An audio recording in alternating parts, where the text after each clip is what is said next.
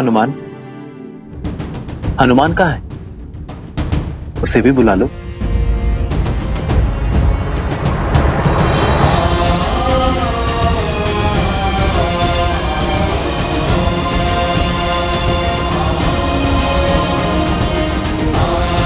न जाने उन्हें आप पे किस दुख का आभास हो रहा था, क्या चिंता खा रही थी उन्हें, जो वो अकस्मात ही लक्ष्मण काका श्री से मिलने अयोध्या की ओर बढ़ गए। भैया, लक्ष्मण तो अयोध्या में है ही नहीं। यदि हनुमान जी को सत्य का ज्ञात हो गया तो? नहीं अर्थात कहाँ गए लक्ष्मण काका श्री? क्या हुआ उनके साथ?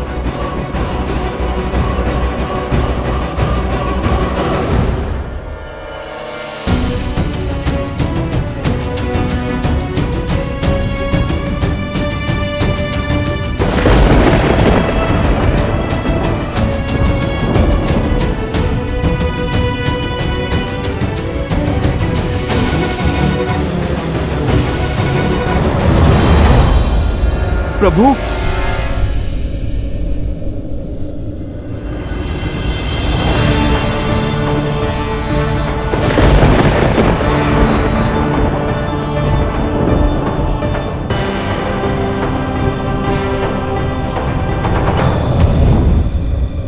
प्रभु, प्रभु, प्रभु, भैया,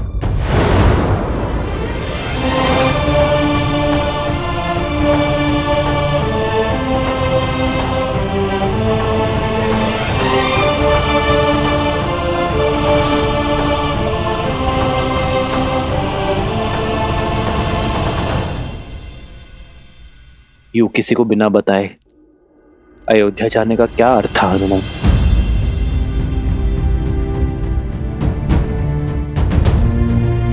मुझे लगा मैं तुमसे छुपा लूंगा, किंतु ये कैसे भूल गया कि एक भक्त की श्रद्धा में भगवान को विवश करने की शक्ति होती है।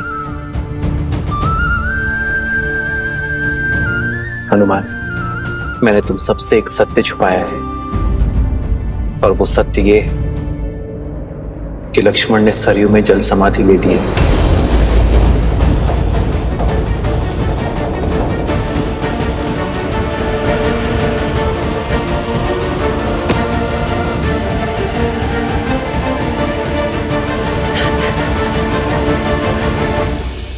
प्रभु, आपने लक्ष्मण भैया को रोका नहीं? रोका था हनुमान, बहुत रोका था, किंतु मेरे लक्ष्मण ने ना रुककर इस संसार में धर्म और वचन का उदाहरण स्थापित किया है। और मैं ये चाहता हूं कि मेरे पुत्र भी उसी मार्ग पर चले, धर्म और वचन की स्थापना के लिए अपने प्राण तक त्यागने को सज रहे। हनुमान, मैं जानता हूं दुख विराट है,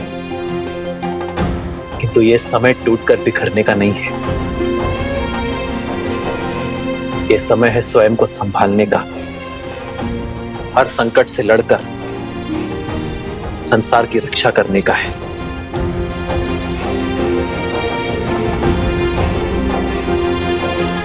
धर्म की स्थापना करना है, रघुकुल की रीत निभाना है। मेरा विश्वास करो हनुमान, और कोई समस्या नहीं है। ये अयोध्या और अयोध्यापति सकुशल है, इसलिए तुम चिंता छोड़ो और लवकुश के साथ दिग्विजय की यात्रा में आगे बढ़ो। नहीं प्रभु, आप मुझे स्वयं से दूरी का दंश मत दीजिए।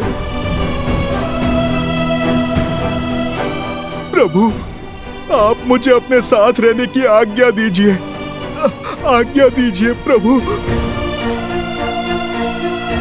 आप कहें या ना कहें, ये भक्त सब समझता है प्रभु। लक्ष्मण भैया के बिना आप कितने कष्ट में होंगे प्रभु। माता सीता, अब तो माता सीता भी नहीं है आपकी पीड़ा हरने के लिए। प्रभु, आप मुझे इस विकट घड़ी में स्वयं से पृथक मत कीजिए, मत कीजिए प्रभु।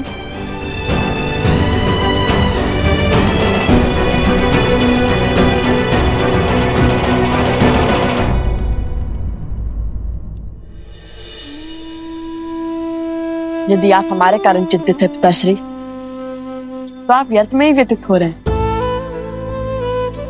वक्त से इस विकट घड़ी में भगवान के साथ उनका सुख मत छीनिए। देखिए ना, आपकी चिंता हनुमान जी के मुख पर प्रदर्शित हो रही है। उन्हें आपके साथ रहना चाहिए, हमारे साथ नहीं। हम पर विश्वास कीजिए और ऐसे एक भक्त की आस मत तोड़िए। हनुमान,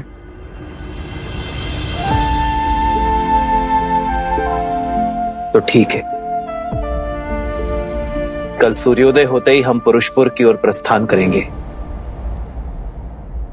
युद्ध का शंखनाद करेंगे।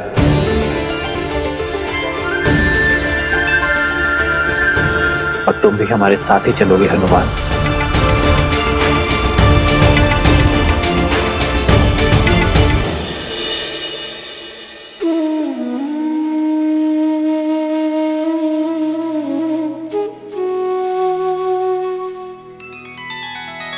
श्री रामचंद्र कृपालु भजु मन हरण भव भय दारुणम।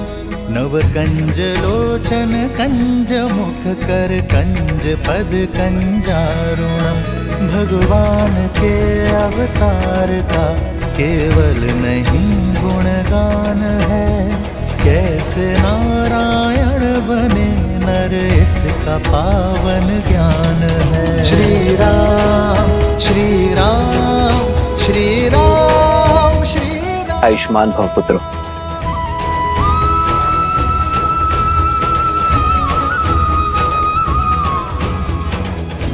अपनी दिग्विजय को संपूर्ण करने के लिए सज्ज हो। सेना भी सज्ज है भैया।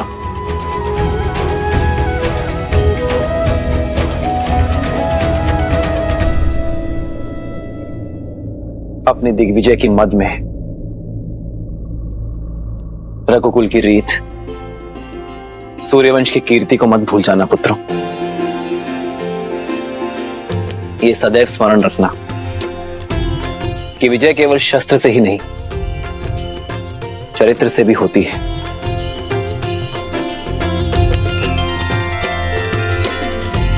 तुम दोनों केवल रघुवंश के अंश नहीं हो, धर्म के पथिक भी हो। और ये यात्रा केवल भ्रमण नहीं, यह अध्ययन है, संसार का भी और स्वयं का भी। क्योंकि जो स्वयं पर विजय पा लेता है, उसे संसार कभी हरा नहीं सकता।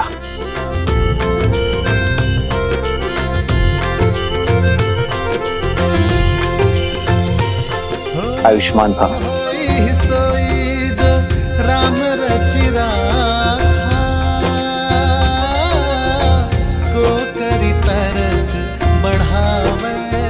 भरत, माताओं तक सूचना पहुंचा दी तुमने? जी भैया, संदेश भेजा जा चुका है।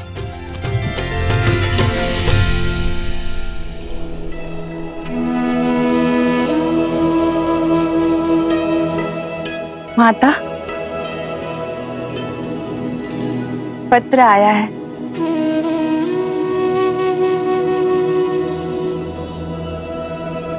प्रभु ने आप दोनों की सुन ली। कल महाराज और भरत भैया की भेंट लव, कुश और हनुमान जी के साथ हुई, और रात्रि में भोजन भी उन लोगों ने साथ में ही किया। तुम सत्य कह रही। धन्यवाद नारायण, धन्यवाद। मेरे पोते अपने पिता से मिले, उनका आशीर्वाद पाया, इससे सुखद और क्या हो सकता है। लव और कुश अपने भारत भ्रमण को संपूर्ण करने के लिए आगे बढ़ रहे हैं, और राम और भरत पुरुषपुर की ओर अग्रसर हैं, उन दुष्ट गंधर्व के अंत के लिए सज्ज है।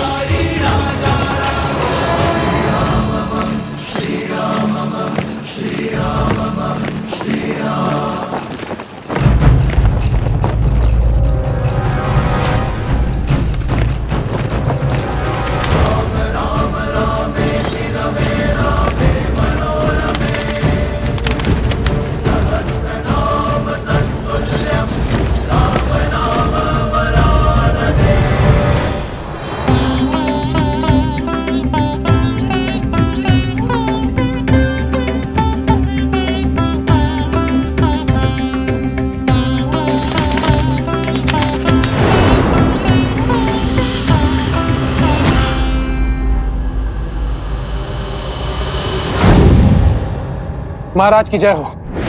क्षेत्रवासियों ने अयोध्यापति राम से सहायता की गुहार लगाई है और वो अपनी सेना के साथ इसी ओर अग्रसर है। उनके अनुज भरत भी उनके साथ है। सुना है कि कौशल की सेना अत्यंत बलशाली है और प्रचंड है। यदि युद्ध हुआ तो हम उनसे कदापि नहीं जीत पाएंगे महाराज।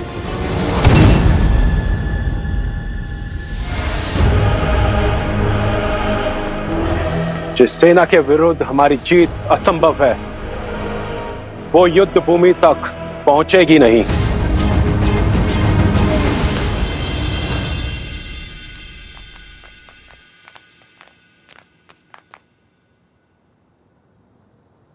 कुश, ये तो कोई आश्रम प्रतीत होता है।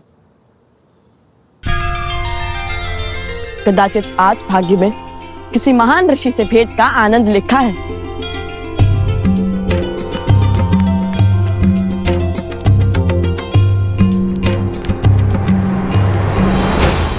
कौन हो तुम? किससे मिलना है?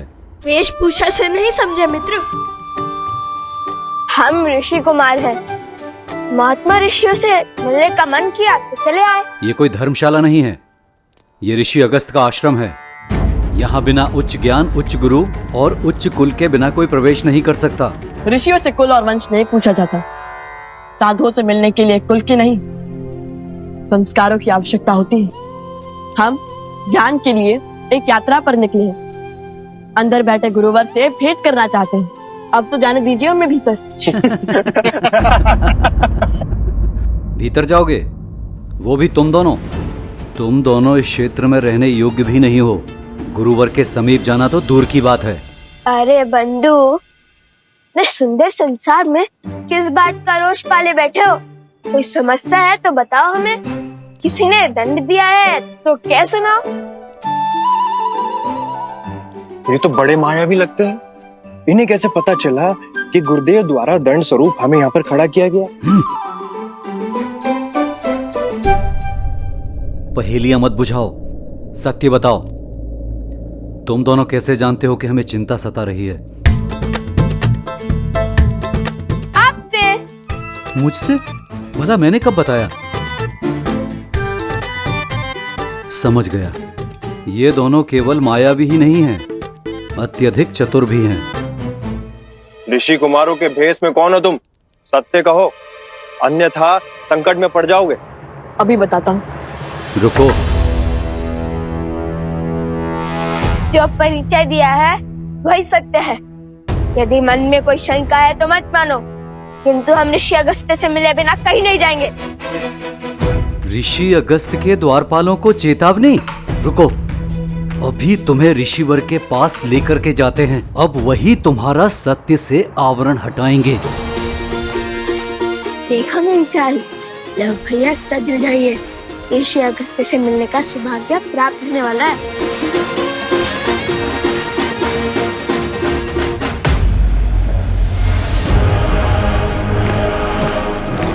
वो देखिए महाराज, राम की सेना घाटी में प्रवेश कर चुकी है।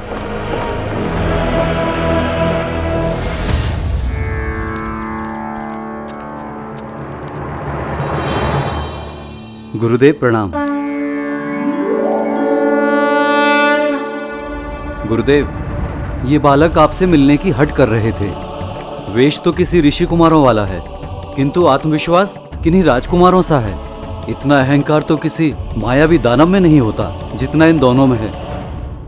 जानते हो ये दोनों कौन है? अवश्य, मायावी धूर्त हैं दोनों। नहीं, अयोध्यापति श्री राम और देवी सीता के पुत्र लवकुश हैं। प्रभु श्री राम और सीता माता के पुत्र? हमें क्षमा कर दीजिए, हमें क्षमा कर दीजिए ऋषि कुमार, नहीं राजकुमार। आपको पहचानने में हमसे भूल हो गई। उठो उठो मित्र।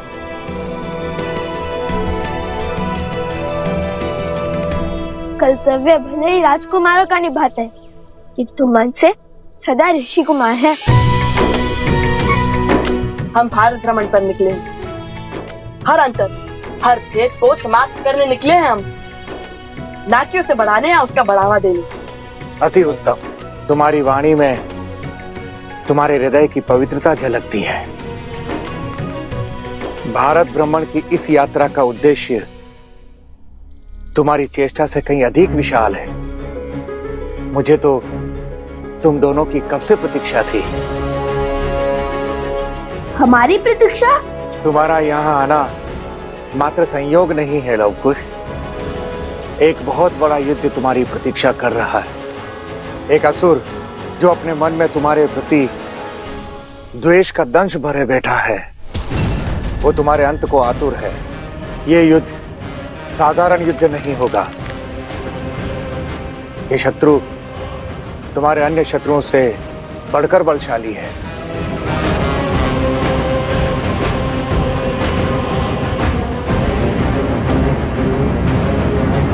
वो भी तुम दोनों की भांति पितृभक्त है, जो अपने पिता की मृत्यु का प्रतिशोध लेने का प्रण लिए बैठा है। कौन है वो असुर? कुंभकर्ण पुत्र देवावित।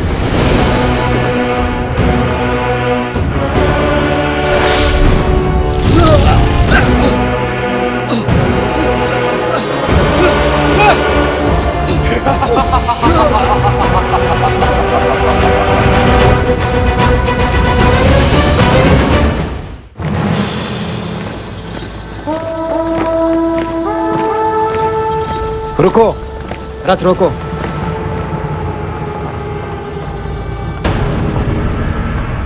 भरत, तुम सेना को लेकर आगे बढ़ो।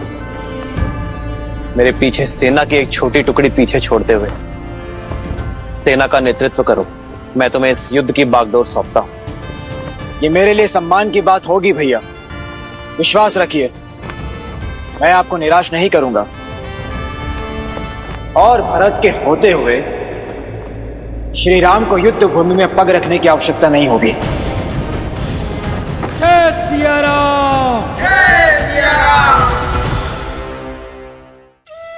महादेव, शत्रु की शक्ति और युक्ति जानते हुए भी श्री राम ने भरत को अकेले आगे क्यों बढ़ने दिया? वो उनके साथ क्यों नहीं गए? वो तो अंतर्यामी है, सब ज्ञात है उन्हें। आपके प्रश्न का उत्तर भी आपके प्रश्न में ही छिपा हुआ है। जो अंतर्यामी है, जिन्हें सब ज्ञात है, उनसे भला इस युद्ध के परिणाम और प्रभाव कैसे छिपे रह सकते हैं? किंतु संकट का आभास ही तो संकट को टालने में सहायक होना चाहिए ना। सच्चा नायक वो नहीं जो अपने शौर्य की ओट में संसार के प्राणियों को जीवन के संघर्षों से बचाए, अपितु सच्चा नायक तो वो है जो उन्हीं प्राणियों को जीवन के संघर्षों से जूझने के लिए सज्ज करे। जो पक्षी पवन के वेग की परीक्षा को पार न कर सके, वो भला आकाश का स्पर्श कैसे कर सकता है? श्री राम भी भारत के शौर्य को आकार दे रहे हैं। उन पर आज भरोसा कर उन्हें कल के लिए, भविष्य के लिए तैयार कर रहे हैं, क्योंकि अब राम के अयन का अगला अध्याय आरंभ होने वाला है, जो इस युद्ध से बहुत अधिक विराट है, जिसका उद्देश्य विश्व विजय नहीं, जगत का कल्याण है।